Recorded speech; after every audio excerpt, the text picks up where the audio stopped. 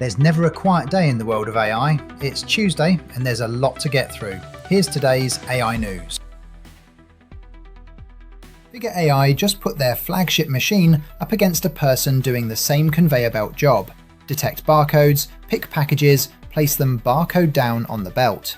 10 hours, side by side, live on stream. Final scores were close. The human intern managed 12,924 packages and the robot scored 12,732. The human briefly lost the lead around hour 5 when he had to take a bathroom break. The robot didn't need one. But this race wasn't really about winning, it was about showing how narrow the gap has got. Adcock said this is the last time a human will ever win, and it's hard to argue with that conclusion. Microsoft head of AI, Mustafa Suleyman, predicted human-level AI performance on most, if not all, professional tasks within 18 months. He compared making custom AI for any organization as trivial as starting a podcast. It's a striking forecast coming from the man with a front row seat to see what's coming. When that person puts a number on it, it's worth paying attention. The real-world data has been quieter than the rhetoric so far. A Thomson Reuters report last year found modest productivity gains in legal and accounting. But Suleyman's timeline isn't about today's tools, it's about what comes next. Composer 2.5 is the agent model that powers Cursor's AI editor.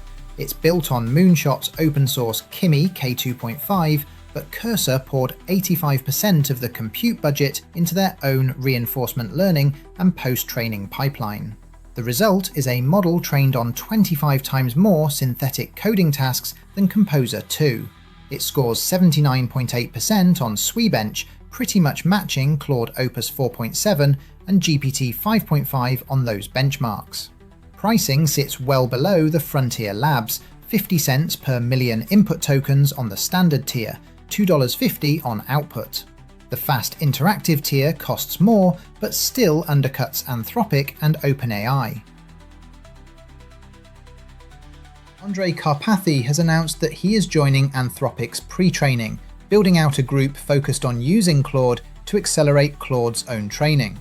Pre-training is the expensive bit, the massive compute runs that give a model its core knowledge, and Anthropic clearly wants him steering that workflow. His CV reads like a tour of AI history: founding member of OpenAI in 2015, head of Tesla's autopilot program until 2022, and then back to OpenAI for a year. Anthropic is betting that AI-assisted research, not raw compute, is how it stays competitive, and they're hoping that hiring Karpathy to use Claude itself to build the next version can make that happen. Thank you so much for watching this video to the end. If you can go just one more step and support us by liking and sharing this video, we would really appreciate it.